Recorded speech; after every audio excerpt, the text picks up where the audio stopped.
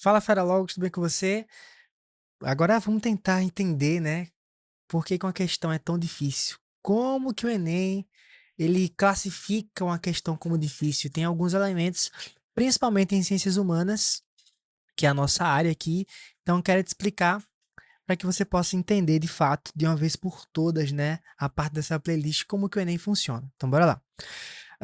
Antes de mais nada, foi bem legal você ter visto o vídeo passado, porque algumas questões como, por que que fulano acertou 35 de 45 em humanas e teve uma nota inferior do que fulano que acertou 32, por exemplo, já que ele acertou mais questões, porque depende da coerência pedagógica desse outro fulano, né? Então, digamos que esse que acertou 35, ele tem errado muitas questões fáceis, e aí cai naquela referência que a gente viu no outro vídeo, né?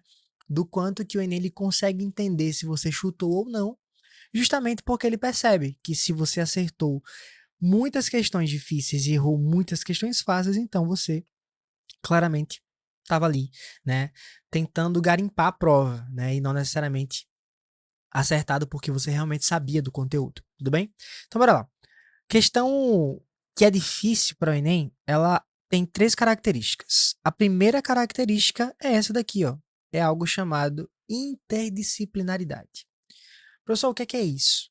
Quando a gente pensa, por exemplo, nas questões de ciências humanas, é comum que a gente entenda, com a nossa cabecinha de ensino médio, né?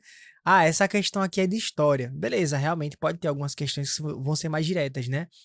Mas essa questão aqui é de sociologia, essa questão aqui é de filosofia, que eu acho que é a mais fácil de conseguir identificar.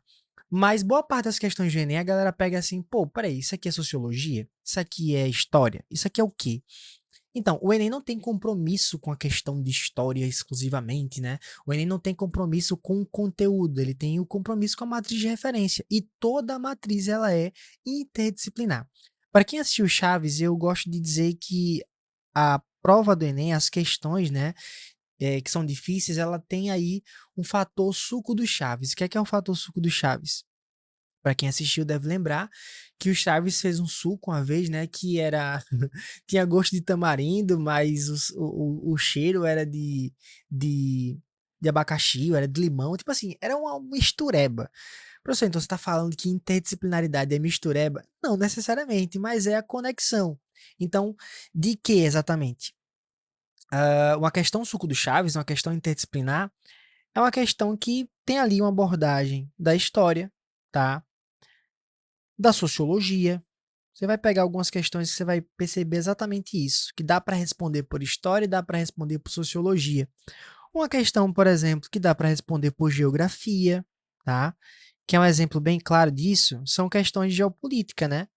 As questões geopolíticas envolvem contexto histórico, aquela sociedade está envolvida de alguma forma, e a geografia lida com a disputa de poder, né, entre esses países que estão ali no cenário apresentado na questão. Então percebe que é uma questão interdisciplinar, uma questão difícil, ela tem essa característica, tudo bem? Então você tem que aprender um tanto mais sobre a matriz para não ficar perdido sobre ela.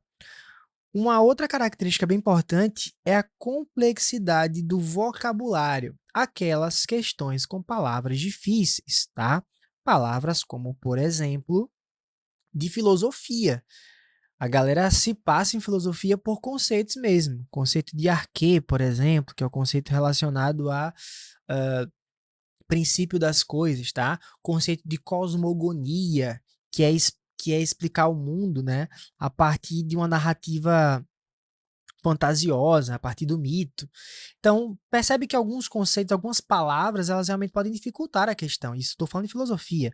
Você vai passar, por exemplo, para geografia, ciclo sedimentar. O aluno que não sabe o que é o ciclo sedimentar, do que é que se trata, sobre o que fala, ele vai estar perdido na questão, né? Então percebe que vocabulário é uma coisa muito importante.